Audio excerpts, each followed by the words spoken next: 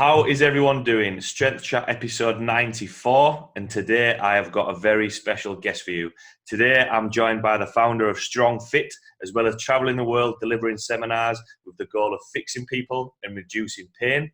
Today I am joined by Julien Pineau. How are you doing? Exactly. How are you, man? Thank you for having me. No worries at all. How are you? What's Good. Everything is good. What's been going on in your world? Good. Holland is cold right now, so I'm happy. Winter is setting. I'm not a summer fan. Everybody likes the sun, but I hate being hot. So Holland in November is awesome. As long as it's, I woke up this morning and as long as I don't mind it cold, as long as it's not raining and cold. I don't know about you. Yeah, like Holland has rain. Like I won't lie, but the weather changes all the time here, so I'm fine. Yeah. Like And whereabouts in Holland are you? Sorry. Whereabouts in Holland are you? About like 30 minutes away from Amsterdam. All right. Okay. It's a smaller city called Utrecht. Yeah. Okay. So Nice. Quiet and everything. I like it. Yeah, nice. And in terms of seminars and that sort of stuff, what's been going on with that? Have you had quite a lot of seminars coming up? Or? Yeah, still. Well, it's been very. It's always the same. We do usually one or two per month. I try to. Yeah. So what? Like total a year, I think we do between 15 and 20. Okay. Something like that. So it's fairly regular. I need a lot of time in between. First of all, it's very taxing because we travel a lot, right? So, yeah. Like I lose days before, I lose days after. So that kind of messes up my training. And then it messes up I have my rituals, my routine to, so I can study and do all the stuff that I do. So I try not to do too many seminars because they get in the way. Yeah. Okay. Like it just, it's don't get me wrong, it's great. Like you go on the road, you see new people, new places. I love it, but it does take you away from your day-to-day rituals, and it gets in the way of my learning and studying. So it's I try to balance it out. Yeah. I think everyone does like their own routine and their set things. And it's very important. I mean, to me, it's very important that way because I get to read, I get to write, I get to do all my stuff like this. If you start, maybe I'm just a ritualistic person, but if you start messing up with this, I don't do as well. So it's been a balance to find. Like, so the first 2.5 years, we were just on the road all the time. And then we settled here like a year, like 15 months ago. And then, like my training got back on track. I was, as much as I love being on the road, like this is more productive at least. Yeah. Oh, nice. So I've followed the work with StrongFit and the work that you've done yourself for quite a while, and obviously listening to your podcast. For everyone listening who might not know your background and how you got involved in coaching and that sort of stuff, just want to give a little bit of a background to yourself. Well, I've been in sports all my life. I think I've been at national level competition since I'm 9 years old or some shit like that. So It's always been, it's always what I wanted to do was sports, fitness, all that stuff. And then I started coaching, I was like 19, 20, something like that, when I started MMA. Yeah. I was in charge of the conditioning, stuff like that. And I discovered right away that I enjoy coaching even more than competing. Okay. So then I was always like either competing athletes or a coach. It's hard to be both because they get in the way of each other. Because, like being a competitive athlete means you have to be maybe not selfish, but egocentric in your training, right? It's about you. So that does not let you look at patterns outside of yourself to see what would maybe work for somebody else. Like all that energy has to go toward yourself. So I was always back and forth between the two, but at a fairly young age, I discovered that just coaching was going to be where I wanted to take it the furthest compared to competing. So I did okay in competition, but never pushed it as far as maybe I could have, because I wanted to push my coaching as far as I could. And so that kind of took, that I went that route. So I've been coaching, 25 years, 26 years now, if you look. And so through the years, my thing has been, I started with movement always because I did MMA, then I became a strength athlete towards strongman, stuff like that. I always enjoyed and admired strength. And my coaching started to go more toward that, obviously. Jiu-jitsu, strength athlete. But then I started to see certain patterns of movement that seemed to be hurting people or to phrase it better, it seemed to me that people were getting hurt on the same thing, that we all do things the right way differently, but we all do things the wrong way the same. Yeah. And so I was like, so let me figure out exactly what the wrong way is and why. Then after that, what does that mean to do it the right way? Since everybody's doing differently, why? So we're all humans, so necessarily there had to be some kind of patterns that link everybody. So, and then I started with what I thought was a simple search quest, and then that turned out into many rabbit holes, and then they just keep on going. And so that's been my life ever since. Yeah. Oh, nice. And in terms of sort of like the delivering the seminars and setting up StrongFit, was that always sort of the plan, or did you naturally progress to that? No, never. I had my gym. I had my gym in the US, right? Small gym, mostly private clients. I do one group classes a week on Saturday, and I thought that'd be my life. Honestly, I figured I would, like maybe find some cool stuff, maybe put it out there, because online world, so maybe write some article or do stuff like that, maybe gain, like that, gain a few, not even followers, like just gain a recognition amongst my peers. My idea was, to me, that's always been what matters the most, is to be recognized by your peers, right? So I was like, all right, maybe if I keep doing good job, I'll do more assessments. I was never that interested in pro athletes, because since I was, close to one, because I never made money, but close to one, I understood the selfishness and the stuff like that. And then I really enjoy normal people, to train normal people more than pro athletes. So I was like, I'll get a few good athletes, a bunch of private clients, and maybe I can figure out a few things along the way, and just get, a few high fives from my peers, and I'd be cool. I mean, I thought literally, and I think I would have been just happy with that life. It just happened that that's not the way it was. So I started doing podcasts on the Whatcat podcast, and then that Barbell Shrug episode arrived. And then when that happened, my entire life changed. And so a year after that, I was pushed by Chris Moore and my assistant Richard to go on the road. And at first it was just the US, and then that turned into the world tour. The world tour was, if I remember correctly, 8 seminars. And after that, we were like, well, let's see what happens. Right. Okay. And so eight in like 4 weeks. I think we planned for 6 weeks ahead or some shit like that. And then I turned in, and then 3 years later, or 3.5 years later, I'm still there. So there you go. So that I've never planned for any of this. Yeah. Oh, never. Nice. It's quite nice to see that you mentioned in there, just getting involved, that you had an idea of what was going on, and then obviously it's grown into something else. I know that for me, it's a little bit similar, just sort of seeing how things goes, and when coaches such as yourself or other coaches that I work with, like you say, give that high five. Sometimes that's a little bit like, oh yeah, that'll do for me. That's good. It's a little bit of confirmation that you're not going too far wrong. Yeah, and plus, honestly, you don't know where you're gonna go. I never planned for the Barbell Shrug podcast. It's not like I studied for it. Yeah. You know what I mean? Like, none of this is ever planned. There's actually Nassim Taleb, the economist, wrote a book about this called The Black Swan, because of Black Swan events. It's stuff like that change your life that really you can't. Maybe you can prepare for them because they will happen at some point, but you never know when or where. So I had all I did was trying to get smarter. Yeah.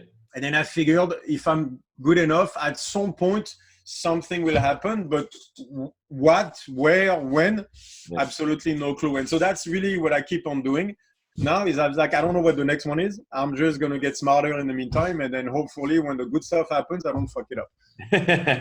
Yeah.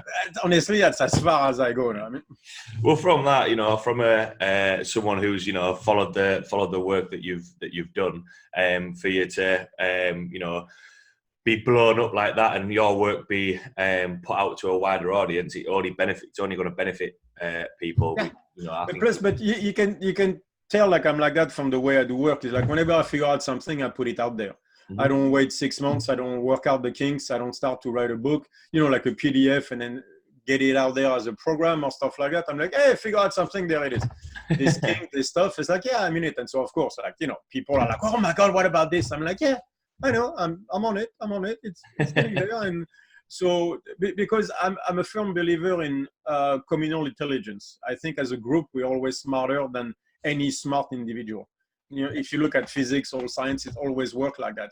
That's why Wikipedia works so well, because 50 smart guys are writing an article are much better than 5 PhDs. Yeah. You know, because you get more impact from different perspectives and stuff like that. And so I put my work out there hoping that someone is going to make it better. That way I will benefit from it. But it was never me being on top of the mountain going, hey, look how amazing I am. There's all my stuff. I've spent 5 years. Those are not the 10 commandments from Moses. You know what I mean? It was like, this is my work. Please make it better. Yeah, absolutely. I think the strength and conditioning and the fitness industry is moving more towards that of coaches working together and you know, work that people are coming out and building on top of it. I think sometimes people can be a little bit too hung up on no, this is my work, you can't touch that, you can't have a look at it. I think but it's money. Is getting better. We still have that issue in the fitness industry, because let's be honest, it's hard to make a living in the fitness industry, where too many people are looking at it as a business instead of as a help to mankind, if you want to call it that. But it's still the way I look at it. I'm out there to help. If I make money doing that, awesome. If I get to buy nicer toys to my daughter, everybody's happy. But it's a constraint and an objective, right? Making money is not the point. You should make money because you need to live, but that's a constraint, not an objective. So I'm not interested in, like, you know, getting everything, like, you know, through a PDF format and it's my business and then let me sell it first and stuff like that. It's like, look, I'll put as much stuff as I can out there and then we all go. But then, so the only time I get pissed is when I see people that are business oriented trying to look at the holes to criticize or whatever, because what they're trying to do is make themselves look better. Yeah. Right. Or defending their business. Like the thing that frustrates me is that I had conversation with fairly high people, and I can tell that they agree with me, but they will never put it into practice, because that would mean backing off certain things they said for their business. And literally their mindset is, yeah, but if I go that route, how am I going to explain it? That could hurt my business. Therefore, I'm not going to go there. Right. Okay. And that is what frustrates me. And that's why I try to put it right away whenever I do, because then I can backtrack from it thinking like, yeah, but I said something different before. If I say something different, either it means I'm being more precise or I was wrong. Either way, I'll say it. That way I don't, because I see the temptation in all those top guys into like, yeah, but you know, like 2 years ago I said this or that. And I think that's hurting the fitness industry and people a lot, because it's too much based on business. Like I had conversation with guys that you could tell the only thing interesting them is like, okay, but how do I make it work for my business? And I was like, dude, that's not what I do.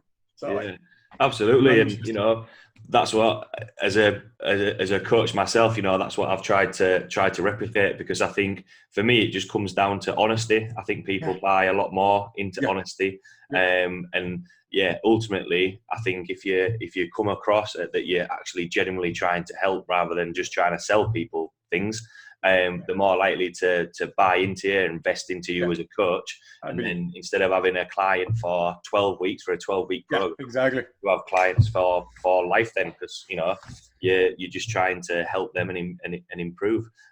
So you know, completely agree with sort of the philosophies that you have on. Because it's for the young coaches out there too that are like, shit, I'm not making money. And I was like, I know, I struggled for the longest time, and you need to know that you will struggle until you're good enough that people start listening. That was my, at least I'll give what my life was. It's like I remember like either $5 of gasoline or $5 of food at the end of the month, never paying my bills on time. Like I still remember exactly how that felt. But at the time I was like, yeah, but if I'm good enough, then you'll get better. That was always my mindset. So I never studied, like, you know, because they all say, well, Instagram, business this, business that. I'm like, I've talked to really have the chance to train really, really smart businessmen and money people, and I'm not them. I don't have the mindset. I don't have that form of intelligence. I was like, I'll never be good at this. Like what? Because they have a drive toward that I will never have. My only drive was get smarter, get better at what you do. All right. So that's where I put my energy. And then after that, if I'm good enough, things will happen. But I do believe for the coaches out there, they have to understand it's about getting better, because people will, as you say, will follow you through life a lot more if they think you care. Like the whole like business stuff, people see it coming from a mile away, man. So people build up their reputation and everything putting stuff out there, and then suddenly they try to monetize it, and within a year or two, you see them basically biting the dust because people are like, yeah, whatever.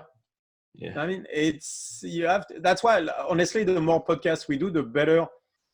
Like, for example, we have probably more people at seminars now than we did when I wasn't doing the podcast, where I give my entire system for free. I always gave all my stuff for free, but it was mostly through post and everything. So we've been at the podcast for a year. If anything, it has made the seminar grow stronger, not weaker. So it shows you it's not like the whole business thing is it doesn't work like that with humans, man. Yeah, absolutely. I think when you said there about, continuously learning, any coach that turns around and says that they know everything hasn't read enough, hasn't. I love that. I'm like, and we have not read the same shit, man. And because I'm so far out. Yeah. And, this was the whole point behind me setting up this podcast. It actually started out, I used to record the podcast on my phone. And I just thought it would be cool to say, oh, this is episode 1. And then it got to a point where, and it was literally just sent round to clients and members. And then it got to a point where I didn't feel confident enough giving them an answer that I felt I could give them, that it was the right information. So then I thought, I don't know, I'll send a couple of emails out and see, who would reply, so that someone with a little bit more experience, a little bit more knowledge could give people a little bit more information and content. And on a selfish note, if I learn something as a coach, it's just that. And honestly, teaching, as when one teaches to learn, and it's very true. Like, the more I do the podcast, the more it frees my brain to think about other stuff. So I've noticed that my learning curve has gone up since I started the podcast, because I get to talk about stuff more, and by talking about them, it kind of clear them up in my head, and then it allows me to draw more connections to other stuff and things like that. So the podcast, very selfishly, has became my way of emptying my brain so that I can make space for more stuff. Yeah. And so that's why the podcast, it's always like, well, I'm going to talk about this today because I'm like, that's what I feel like talking about. And if you don't like it, don't listen. Yeah. I completely agree with that. Some of the topics are topics that I've noticed sort of around in the gym, or people have asked me, just because, I try and do a podcast on a weekly basis to try and keep it relevant to either what I'm thinking about at the time, or, what people are asking me in the gym. Right. People. Say again. It's for people. Yeah. So exactly, like, so you draw from what you know, like, hey, what question do you have? Good, let's do a podcast about this. Yeah. That's as far as it goes, man. So jumping into sort of the, obviously mentioned before, I sent you over some topics that I had in mind. Bring it on. You mentioned it at the start, sort of, there's patterns that people can we consistently do wrong, or people that do differently. And the thing that sort of sticks in my mind, obviously, I compete in powerlifting myself, so quite a keen emphasis on the strength side of things. Yeah. And strength is often described as a skill. I think you actually did a podcast on this as, strength is skill and mastery. Could you just explain what's the reasoning behind that? Because obviously sometimes when you mention that to people, think like, well, what do you mean? Do I not just put more weight on the bar? What's your take on that? No, you wish. So the way I explain strength is the way I explain performance. For me, it's 3 things. It's, first of all, neural output, the capacity to, exert the most intensity possible. Like people think like lifting is lifting, it's just heavier. Yeah, but if you put yourself under a heavy bar, you know that your mindset matters. Like, if you go at the bar aggressively, it's not the same thing as going at the bar going like, yeah, it's fine. If you go at 95% of your back squat going at it like, it's just another day in the park, the weight is going to wake you up real fast. Yeah. So one part of strength is neural output. So what is neural output? Is the capacity to go into what is called a sympathetic side of things. Is basically, let's call it the fight mode. You have fight and flight. In order to lift heavy, you're going to have to be in the fight mode. Everybody knows that. Your heart rate goes up. Like, you start to be very focused on on the way you look at things. You need to have it's past a mindset. It's actually a physiological state as well, where you need to create the energy to lift. It's actually a very important part of lifting. That's what you'll see powerlifters getting completely insane before a lift, or you see them starting to get angry. You need that type of energy in order to be strong. So that in itself requires some work, because maybe you're someone who's like very calm, but very calm outside might not be very calm inside. Yeah. So there's that aspect as well. All strength athletes know that they need a certain way of walking to the bar. For example, like, so if you like powerlifting, there was Captain Karkowski who was talking about that. It's like his setup toward the squat was everything to him. Yeah. Right? Which means that whether the bar was empty or the bar was loaded with 1,000 pounds for 2 reps, like he did, he would approach the bar exactly the same way and have exactly the same setup. Why? Because that way, when he went to the bar, he did not have to lose, let's call it mental energy, toward knowing like, where do I put my hands or stuff like that. Like his entire being had to be focused on the lift coming. So he would do the same setup over and over and over again. So that, again, all his energy was going toward lifting and not thinking about left and right. So that's mastery as well, by the way. That's one of the first points of mastery, is if you look at top athletes, they always have the same setup when it comes to lifting. So people think they can just go under the bar and start lifting. It's not nearly that simple. Like you can do that when you have 180 kilos on the bar and you're decently strength. But the second you start to go to 230, 260, and on top of that, like things start changing drastically. So neural output is that capacity to bring on the fight is a very important, and it can be trained, is very important. After that, you have muscle capacity, right? So like for example, if you want to powerlift, let's talk powerlifting. If you want to bench press more, chances are you're gonna have to put muscle on. Yeah. Right. For the bench, it's kind of very important, and like you can't squeeze fat. So when you lower a bench press and all the weight is on your upper back, you're gonna have to squeeze with something. Unfortunately, fat won't do. Right. So you want to bench more, you're gonna have to lower the bar under control more. You're gonna need more muscle on your upper back. It's just, and more lats, and then more pecs, more triceps. It's just the way it is now. And so muscle capacity, so capacity to contract, the quantity of the muscle matters, and the quality as well. Because you can have muscle that are big that you don't really have control of. Right? And so if you don't have control of it, when you try to descend that bar and you can engage your lats or engage your upper back, then it won't do you any good. So it's not just quantity, it's quantity and quality. So you need both, right? And the last part is a skill, right? So what does that mean, the skill? The skill is, for example, let's take probably the most skill-based lift of all three is the back squat, right? So the back squat requires a lot of skill. Why? First example is the bar is on your upper back. Right, that changes things. That means it's the tightness to there. Where do you put the bar? Where does it fit for you the best? A little bit lower, a little bit higher, things like that. So there's a number of things that you need to learn about the lift itself in order to be able to apply maximum strength. And that requires you to know exactly where the bar should be. So how do you know that? By trying higher, lower, stuff like that. And then after that, do you know every inch of your descent? Do you know how to basically put the thrusters when you hit the whole end up?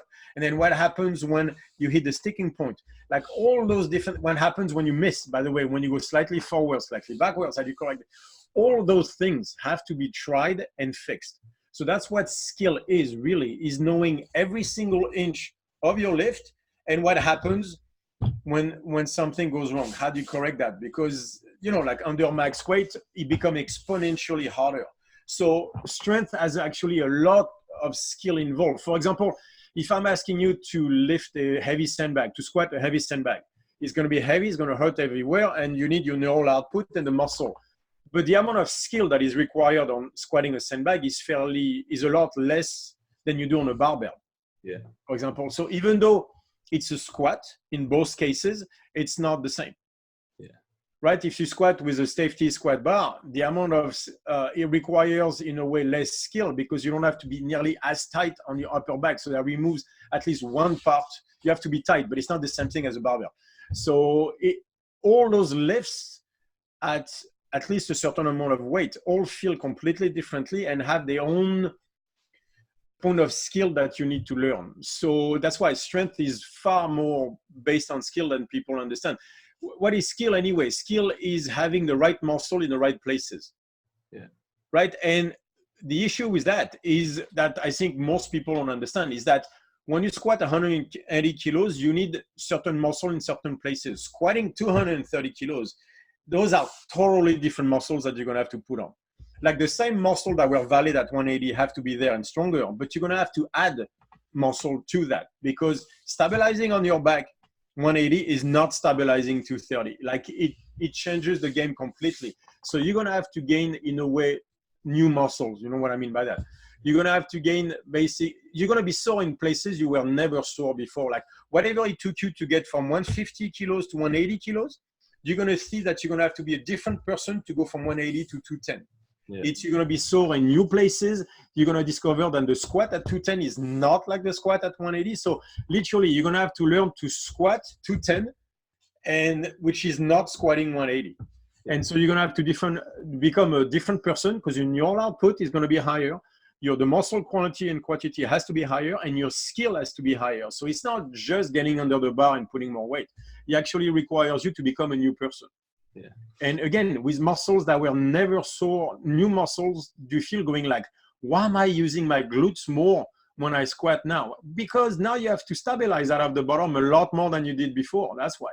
Because there's more plates, it creates more momentum. The bar is flexing a little bit more. And even the weight itself requires you to descend the weight differently. It's a whole different ballgame. Really, really good explanation on that, and a really good explanation of that there is a lot more to strength than like I said at the start, just putting a little bit more weight on. Just on that, obviously, there's a couple of points I picked out of there.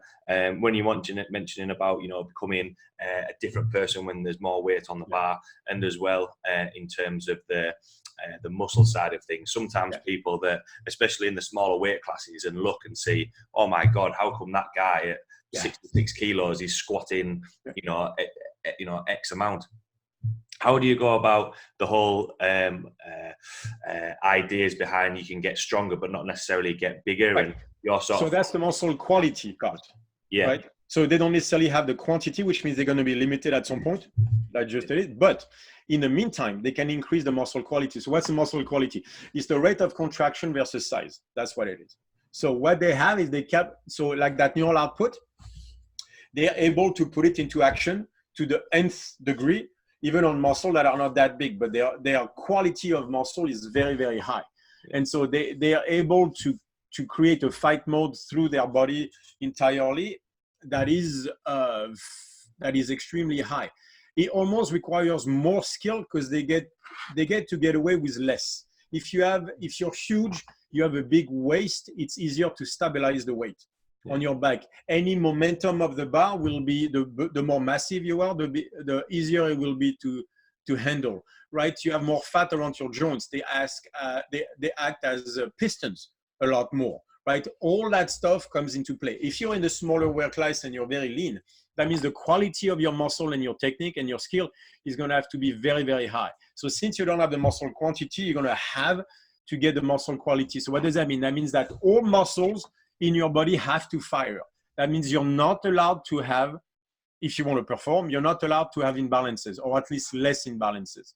I've seen big, strong guys which have much greater imbalances because they make up for it in size, brute strength, and stuff like that. The leaner you are, the less you get away with that, because it will, and it increases the rates of injury if you do. So suddenly, if you're going to be the gains at a smaller weight class past a certain amount require so much work.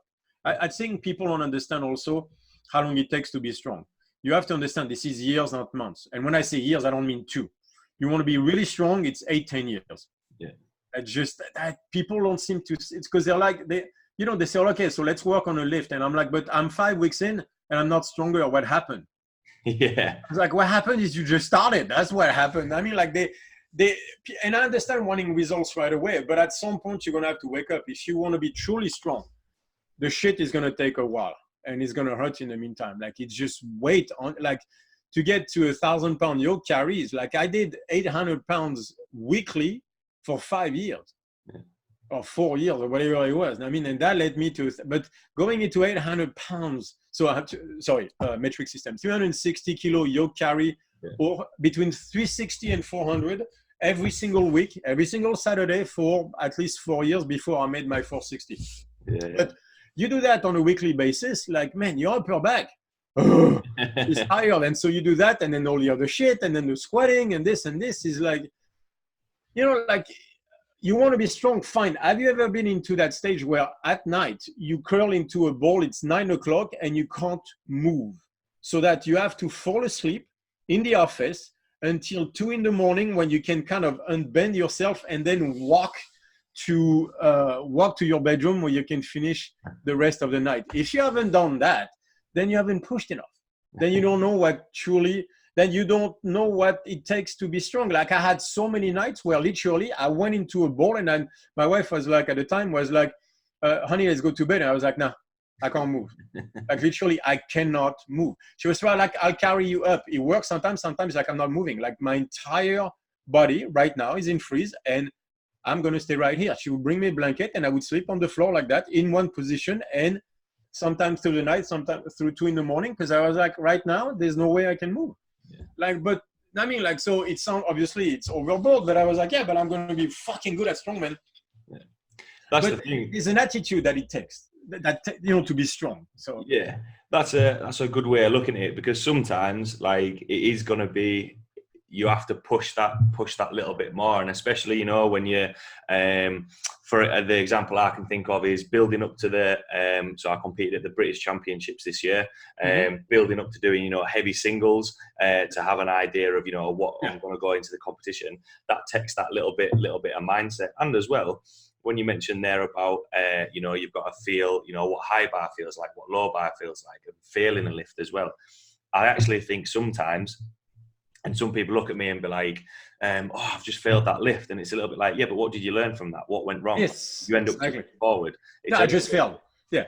It's a little bit like, you know, coming from a rugby background, you learn a lot more from a defeat than what you do winning all the time. And, you know, I've had it before. I run a powerlifting club, which is, to be honest, it is mainly for beginners, but there's a couple of people now. I had the same. I run a beginners one too. Yeah. I've got a couple of people competing now, and there was a woman that came in and she said, "Oh, I just don't understand why my bench isn't going up." Did you ever bench before you came to the powerlifting club? No. How long have you been coming to the powerlifting club? About 6 weeks. Okay. Yeah. So at first it was, you know, working with the bar, and now there's more weight on. And I always sort of chat about it as you're gonna keep getting stronger. To be strong, you know, it's going to take a long time, but I just want you to keep putting a little bit more weight on the bar, getting in your technique and working. That's it. Yeah. But that's it though. Like, that's the thing, is people want, like, you know, like the magic pill, the big secret. There is none. All programs work, at least for a while, until you stop pushing. Anything you do for 8 weeks will work. Any cycle you do up until the moment where it's not about the cycle anymore, it's about you. Yeah. And then you're gonna, you know, how much work do you put on your assistance work? How much intent do you put on your assistance work? Are you cruising through your sessions? Are you paying attention? Even, are you paying attention when you lower the weight? You're back squatting. Are you just lowering the weight and coming back up and, oh God, I gotta do 5 reps. Yeah, okay, let's do 5 reps. And don't get me wrong, some days feel like that, but most of the time, the strong guys, they're on their training. There's always a shitty one, but a shitty one is one out of, you know, like, not physically, because that happens a lot, but mentally, where you're not focused, it's 1 out of 20, man.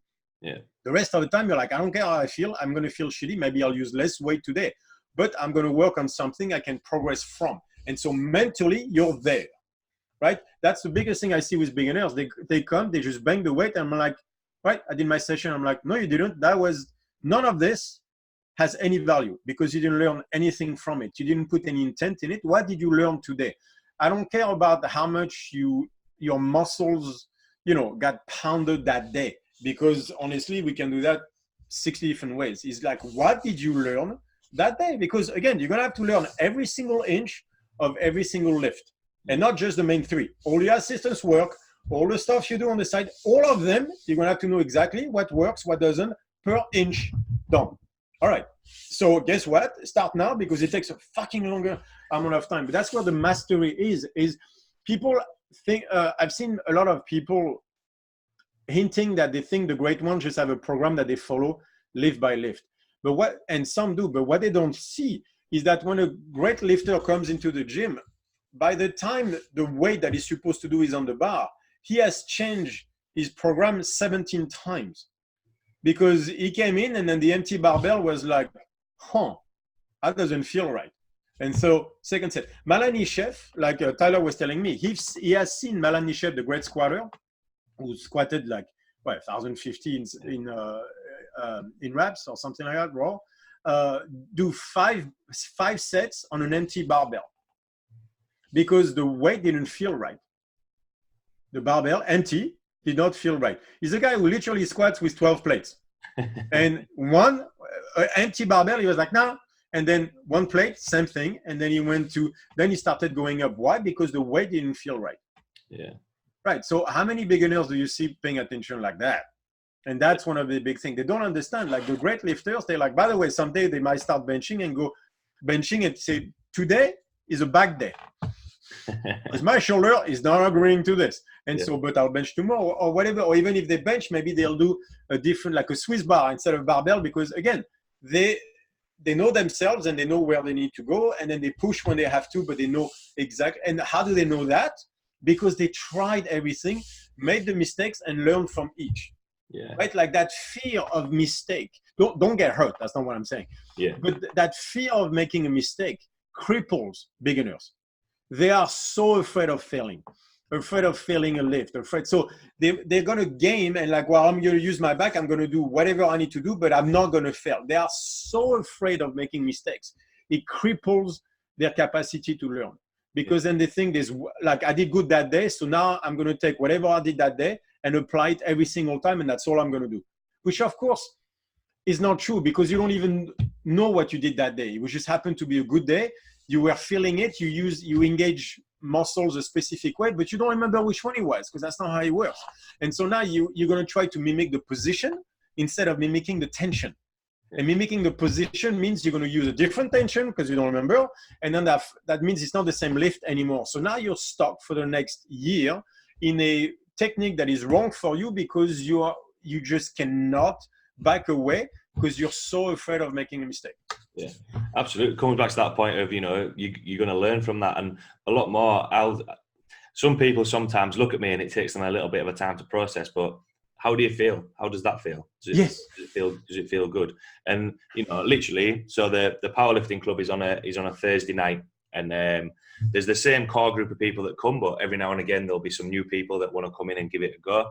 And I'll be like, right, I'm going to give you a sort of a standardized to start back squat or anything. Yeah. Give that a go. You can move your feet wider on your squat or bench, move your hands wider, bring them closer, do whatever you want. Yeah, you start somewhere. And sometimes I'll just say, if I tell you something to go in that position and it feels worse, don't listen to what I say.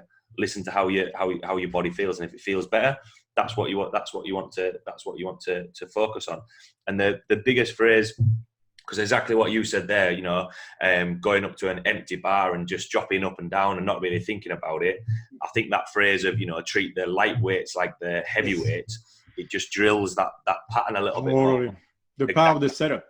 Absolutely. It comes to that same thing of everything should try and replicate the same thing all the time.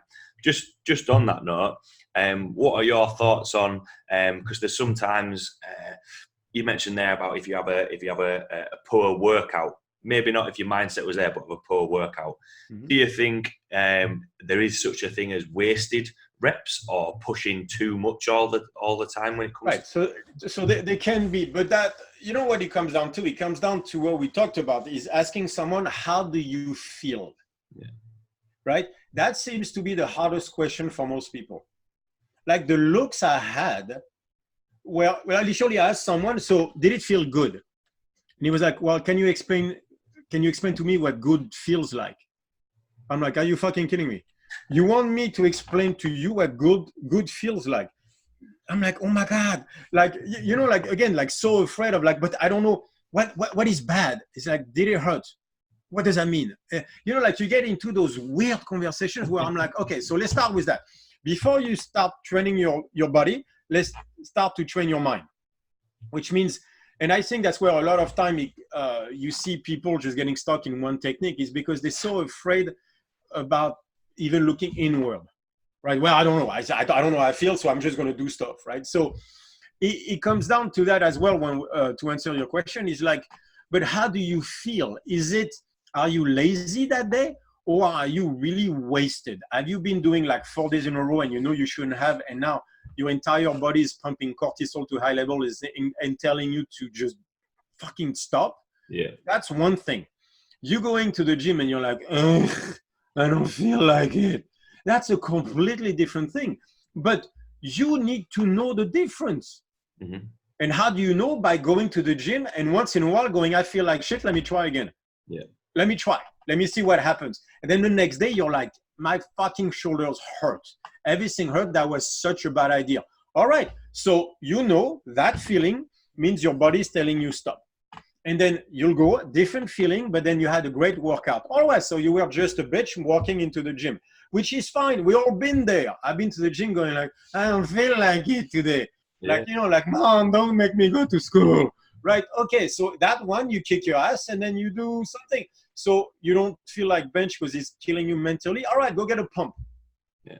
Start with biceps. Do a bodybuilding workout. You still want to do chest? Fine. Do a chest bodybuilding workout. It just means probably you need some blood flow in there anyway.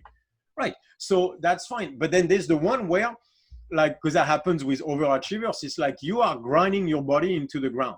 Right. You need to be able to listen to that. So there is no magic pill on that one. There is not a, there are a few tests, but even though there are certain tests for that, at the end, you should be able to tell the difference. So how do you know the difference? Because you tried both. Yeah. And you know that some workouts, you go like, that one is a bad idea. I'm going to pay for it tomorrow. My back is going to hurt. My shoulders are going to hurt. I need to rest. Like after a heavy deadlift session. All right. So for example, I know I can't deadlift and squat heavy in the same week because by week 3, my pressing, because I'm a strongman, my pressing goes to shit. 2 weeks later, it's either my squat or my deadlift that falls apart.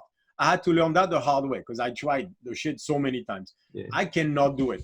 I can't do squat, deadlift, and strongman.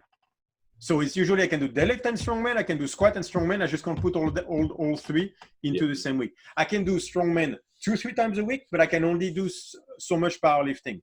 That's me though. That might not be you, but me, that's the way it works. How do I know? Because I tried. Yeah. So you're going to have to know all this. And so wasted reps, as long as you can learn from those reps and they don't hurt you and they don't hurt you physically, then no, there are no wasted reps, right? With the proper mindset and a careful look onto where your body is at the time, I don't think they are wasted reps. But you're going to have to make sure that those reps don't wreck you mentally. Yeah, as well as physically. So as long as they don't do that, so that's the problem you see with, for example, light work. Well, let's say I can do 15 reps on a strict press, right? And on my light day, I do 3 sets of 10. Okay, that's my light day. That, unless everything hurts and then I might just take an extra day off and then do that the day after, right? If it's my light day, that's fine. Mentally, physically, I'm going to get a pump. I'm going to feel awesome. That's great. The problem isn't that. The problem is like, yeah, I did 3 sets of 10, but maybe I can put 5 more kilos on the barbell. And before you do it, my light day became a medium day. Yeah. And so now I'm doing 3 sets of 10 with a weight I could do for 12 reps, not 15 or 20 anymore. And that changes the workout completely. So that is a wasted rep. Yeah. That's a wasted workout because you're not doing a light workout anymore. So now you're not building the time and the tension. You're just pushing your nervous system to generate more stuff because you got cocky. Yeah, that's a key thing on there because anytime we add in or I add in a little bit of volume or higher reps, which you know the higher the reps, the lower the weight. It's not a 10 rep max. It's not 15. Yes, exactly. But again, you know, we've touched on it there a couple of times. It's okay to make those mistakes. I think some people you have to. The first couple of months, people are gonna, you know, they're gonna overshoot the weight a little bit. The first couple of years, you mean? Well, yeah. Yeah, you know, it does take a long time to learn that, and you're gonna make all the mistakes, and that's okay. And by the way, you brought up a very good point. If you do 10 reps on a 10 rep max, that's not your light day, that's your heavy day. Yeah. Just because it's 10 reps doesn't mean it's not your heavy day. People have to understand. Every time you go to a max, I don't care if it's 10 reps, it's your heavy day. It's not your light day anymore. Like, that's a very important part, because people think more reps means, oh yeah, it's medium. No, it's not, because you did 6 out of this potential 6. That's your heavy day. Sorry, you don't get to do that one. Yeah. But yeah, like, so yeah, of course you're gonna overshoot and make mistakes. People still do it 10 years in. Yeah. So yeah, it's completely fine. But the first 2 months, honestly, just like, don't worry. The first year, honestly, don't worry. Just try stuff. Like, good, bad. You feel like doing 15, do 15. Don't worry about it. Just put muscle on. Understand what the lifts are. It's going to take you 2 years and 3-4 competitions to start to understand yourself anyway. Just try stuff. And I say first year, I mean the first 2, honestly. But just try stuff. Yeah. Try stuff. Everything. Try everything. Try every system out there. Are some of them going to be wasted? Wasted in the sense of they're not going to work for you, but that's not wasted either. That's because you've learned. As you said, you learn more from your losses than you do from your wins. So might as well start early. And if you want to know how to do something, start by the stuff you know is wrong. Always. Start by doing the stuff wrong. And then after you run out of stuff you're doing it wrong, you're going to start doing it right. So me, whenever I don't know, I start with the stuff that I know, which is how to make it wrong. So I always start with doing it wrong. And then from there, I can only get better. Yeah. Absolutely. And with the you mentioned there about, you know, in some aspect, I think there's that saying, if you stick to a bad program, you're going to get some results. But if you don't follow a good program, you're not gonna get any results. The program side of things, you can take something from every program that you do. You can learn something from, as long as you learn from it. Don't follow a program just to follow the program with a mindless attitude. That's the difference. So the great Jimi Hendrix, right, used to go into like small bars and listen to shitty bands. And someone asked him why he was doing it. A journalist. I said, why would you do that? He was like, because out of the whole evening, I'll spot one sound that I loved, and then I'll use in my own repertoire. So he would listen for hours to shitty bands just to get that one sound, because he loved music that much. Right. So that's what you do is like, I don't care if you like Louis Simmons, conjugate program versus a linear of Ed Cohen or stuff like that. You're going to use some of it for certain things, some of other stuff for others. Like, how do you know? By trying all of it. So especially I think the first 2 years, there's no bad program, right? As long as you learn from each. Now, if you go at it, it says 5 reps, and then you don't understand the concept of the program, and then you start to blast it, that's a mistake, because you're not learning. But if you decide to try conjugate for 6 months, great, go try that, but learn from it. And because it might not be your thing, and if it is, and if it's not, you have to learn that. That's the thing, though. Did you learn from it? As long as you learn from it, I'm cool. And as well on that, obviously, you mentioned there conjugate and the linear. For some people, they actually work. Like, they'll work for some people. It doesn't mean to say that, And that's where, going right back to the start of the podcast on there, continuously learning as coaches and trying things. You don't have to, just because you've started doing a conjugate method program, that doesn't mean to say you have to do that for the rest of your life. There's or for everything. Right, exactly. Maybe 2 years from now it'll be different, but maybe even it works on your deadlift, but it doesn't work on your squat. No, I mean, on the bench, or like I've seen Dan Green, like you can tell he's kind of a mix between conjugate and a linear progression. Linear progression he uses mostly before competition, but it's kind of more of a hybrid of conjugate in the off season or stuff like that. There's some guys that are linear all the time, like Ed Cohen, love to be linear for 10, 12 weeks out. I'm like, all right, cool. Me mentally, it drives me crazy, but right. So I use it for one lift at a time. Otherwise mentally it gets to me. But if you put good work in, I'm cool. It doesn't matter. Absolutely. It matters, but it doesn't matter. So we chatted there quite a lot about the skill and mastery of strength there. One thing that I wanted to touch on is, and we mentioned it when we chatted on about the skill and mastery, that we want to get stronger over time, or to get really strong, it does take quite a lot of time. what's your thoughts on, you know, because sometimes you look at strongman and powerlifting, you know, potentially even weightlifting, although I don't follow weightlifting as much. People who have a rapid success and sort of develop strength really, really quickly at sort of a young age, or develops, you know, great amounts of strength over a short period of time. What are your thoughts on the long-term success of that? Is it a case of, you know, like a shooting star, it goes, then it burns out and it drops off at the end, or can they actually sustain that? Most of the time, like I've seen so many, especially with all the advance in drugs and stuff like that there is now. I've seen that in strongman and powerlifting a lot, where if you peak, you can't peak in strength at 22. That is just not the way this works. Like, I mean, like if you look at throughout history up to the 1950s, right?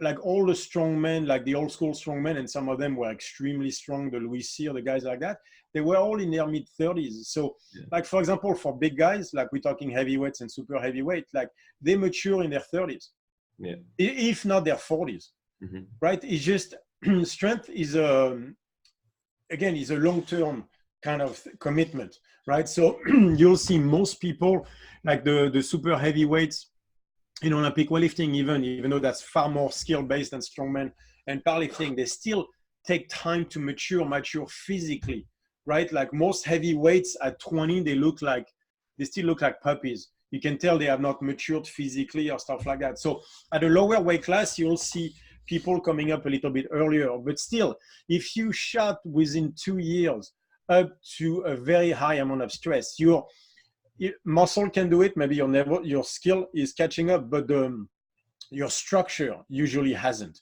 The soft tissue, all the stuff that it requires to be able to just handle that kind of weight day in, day out, that takes a long time to develop.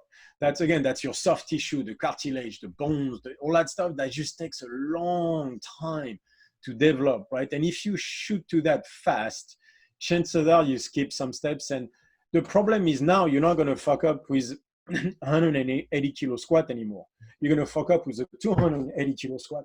And then the consequences are much, much higher for that. So when you have a short learning curve, that means that there's a lot of stuff your body hasn't learned, and then you haven't learned as a person. So like, let's say you shot within 2-3 years to ridiculous stuff. Okay, what happens? Because your potential is so high, but now you have a 350 kilo squat. All right.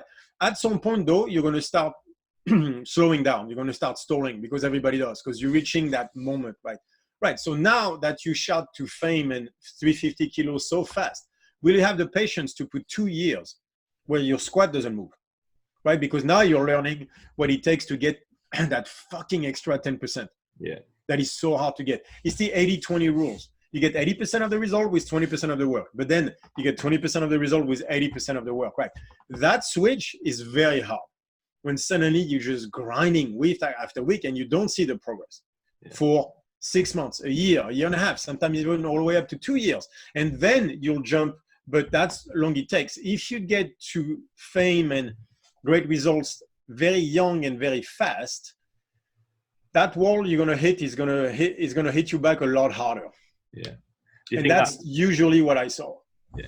Do you think that's where, you know, injuries and people just taking a little bit of a step back from the start will just take a step back from the sport will just happen? Yeah. Well, look at Steffi Cohen. Yeah. Right, which is the strongest strength athlete, powerlifter, male, female, like if you look comparatively speaking, I've ever seen. Extremely impressive. But she's jumped so much weight on a small frame, like in the last year plus. Like that's why she was starting to complain about the hip and stuff like that. That progress, like she's very smart. She's starting to back off. I would say that's probably what she's doing. She's going to back off for a year until the body can basically catch up to all the progress that she made. Yeah. Right. And so sometimes you'll have to do that. You'll have to wait until your body catches up. So that means, again, a year. That doesn't mean you get to not work on that lift for a year. It just means you have to accept that you are at a certain level and you're going to stay there until your body catches up and try to maybe do stuff over there. But that doesn't mean you get to relax mentally on that lift either. It's still going to be a fucking grind for a year. You'll just have to, you're not going to be able to push because your body can't take it. And that's very, very rough. And I think that's what has to be learned early on in your career. That like, shit, how do I fix this? How do I fix that? It's a very, very important mentality to gain. If you want to be strong, you have to get that mentality. How long does it take underweight until I make progress at this? And the only answer is as long as it takes. That's the only answer. And so, but if you shot like too fast, first of all, the injuries are going to pile up because your body is just not keeping up with you. And the mental injuries are going to pile up as well, because now anytime you're going to try to push a little bit further because you're kind of addicted to the PRs. That means you're going to do past that light day is going to turn into a medium day. That like you're going to just keep pushing, and that's where the injury starts to pile up. And then that's when you see, unfortunately, great talent quit early because they just can't do it. You saw that with American baseball in the US, where a lot of the kids by 18 they're done because they destroyed their elbows doing fucking high school and college. And who cares? It's like being a world champion blue belt. Who cares? You can't be a world champion if you're a blue belt. It's an oxymoron. You can only be a world champion if you're a black belt. So like a junior world champion, by definition, cannot mean anything. It's a great because on your way to a senior world title, that's awesome and admire it. But understand what it is. It's just a measure on the way there. If you retire as a junior world champion, guess what? You didn't make it. It's like retiring as a brown belt in jiu-jitsu. Absolutely. You didn't make it. Right. Well, and that so comes back to what we were saying at the start of the podcast of, from speaking from a coach's point of view, if you're, it comes down to wanting to help and, care and make sure that you're working with the athlete. And we'll only, obviously in the powerlifting club, we'll focus on the main lifts, but then I'll give people exercises to do in their spare time just to make sure that, look, there's been a little bit of a highlight of weakness. Either knees caving in, so we're going to strengthen up the glutes, or the hunching over when they're squatting, so we want a little bit of core strength.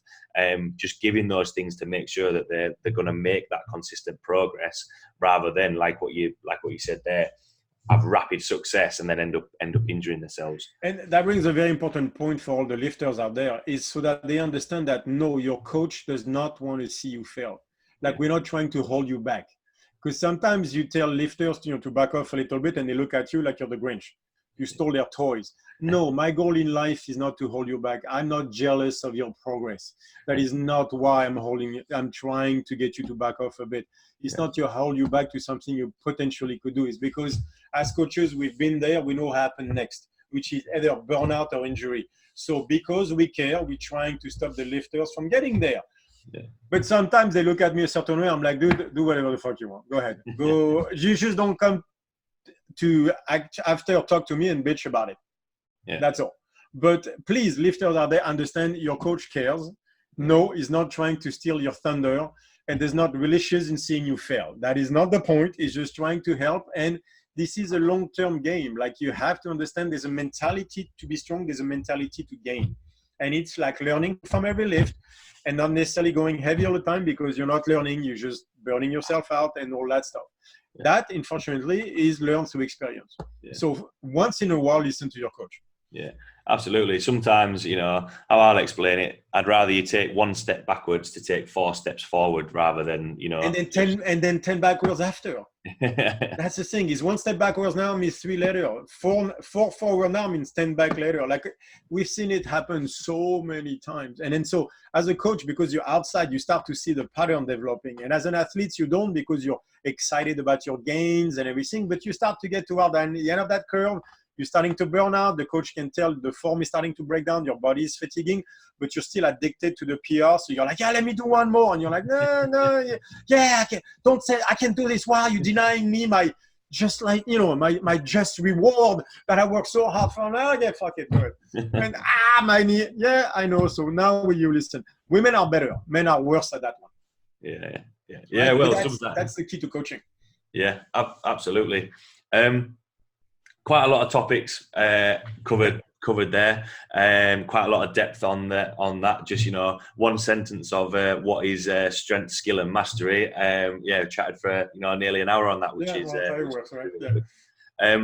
So for after everything we've chatted about there, for everyone listening, you know, from strength as a skill to, you know, progressing a little bit too quickly, is there any take-home points or words of wisdom you've got for people listening, either from a lifter or a coach's point of view?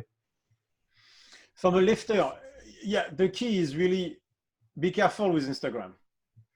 Like, be careful about mimicking people. Like, this is probably the most dangerous stuff. You have to realize that all the great ones, they didn't get to see other lifters when they did their stuff. That means they got to try, they read about stuff here and there, but basically they saw great lifters once a year at the Worlds. Yeah.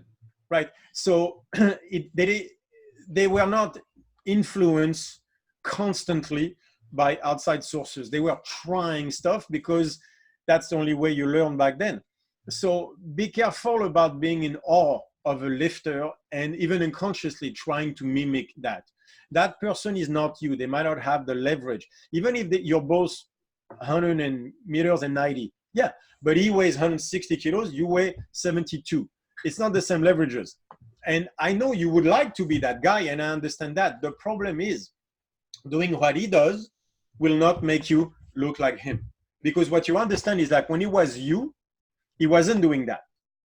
Like, you have to understand that lifters need to understand that, and it happens to coaches as well, is that what the guy does now is an evolution from where he started.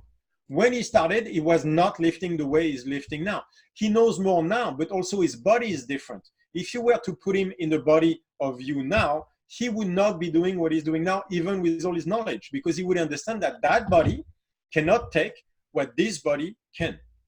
So at the end, it's about you always. And there is nowhere more dangerous than social media for that. It will put ideas in your mind that are just plain wrong. No, lifters don't PR every time they come in the gym. Yeah. That's just all they show you. Yeah. But what they're not showing you is the boring ass 3 sets of 10 with 60% of the barbell on their back or pressing or stuff like that. They're not showing you how they wake up in the morning. They're not showing you going like, oh my God, like at night when you're like this and you can't move. They're not showing you any of that. They're showing you the stuff that is cool for everybody to see. And actually more and more are starting to talk about that, which is great. But as a lifter, be very, very, very careful about that. You cannot put 5 years of lifting into a highlight reel of 60 seconds. That's the core of what they did and do. You did not see because it didn't happen on a barbell. It happened between their ears. Like, you'll see Dan Green doing tricep extension in a certain way. You know why? Because for the last 10 years, he's figuring out how to do it. And now that his arms are huge, that changed the form, anyway, the technique, that when his arms were a lot less big. So all that stuff is an evolution. Every lifter goes through an evolution. Who you are now is not who you're going to be a year from now, and that's not who you're going to be a year later either. So there's going to be an evolution into all things. That's what social media doesn't show, the evolutions of lifter. You want to see a lifter that you admire, watch him 6 years ago, and then take clips every 2 months and see where he is now. And you'll see that things have changed. Things will change for you as well. If you get too stuck on that fucking shit of social media, you will deny yourself the chance to grow by wanting to stay the same. Yeah. And that's the most dangerous thing. Just because something works for you today doesn't mean that's what you should be doing tomorrow. Yeah. Because you cannot stop your evolution as a lifter. So you had a PR, everything works great, awesome. Start at zero again. Next cycle, you have to rebuild. You're not starting where you left off on the last cycle, you're starting at the beginning of the cycle. If you're a beginner lifter, it's very important to understand. You did, let's say, a linear progression of 12 weeks, fine. Where you finish at 12 weeks is not where you're going to start at week 1. Not even in weights, just in mental capacity, where your body has, all that stuff. Week 1 is week 1. You don't know what week 12 is going to be. You know what the last week 12 was, but you don't know what the next one is going to be. So don't start to plan for that week 12 because you don't know what it's going to be. Let it happen. So you start in at week 1, and that's where you start. There's an evolution happens. Now you're a new lifter. Treat yourself like you just started. Don't let Instagram get in your way. Really good point to finish on. Yeah, I think sometimes you can get hung up on, watching people. I think social media can be really, really good in terms of, looking at what other coaches are doing and networking and finding the right information. But there is that side of it where people think, oh, well, I'm just going to do that program because they got really strong doing it. So it must be. That's the danger. Yeah. Right. And we don't know how to deal with it quite yet. Let's be honest. Yeah, would agree. So a really good point to finish on. It sort of fits with the topic that we've been chatting about. Really, really enjoyed speaking with you. Thanks a lot for taking the time to chat with me. For everyone listening who might want to have a look at the podcast that you're putting out there or the content, and see that the work that you do, where can people find you or get? They can find us. Podcast is under StrongFit. On the usual podcast or on YouTube. We always film the podcast, so they can find them on YouTube on our StrongFit channel. Yeah. And Instagram, it's StrongFit1. Yeah. Awesome. Because we list all the stuff on Instagram. 100%, everyone listening, check out the work that Julien does. Really, really interesting. Really, like I say, it's helped me a lot as a coach as well. Thanks a lot for taking the time to chat with me, Julien. Pleasure, really enjoyed it. Yeah. Thanks a lot to everyone listening, and I will see you all next week.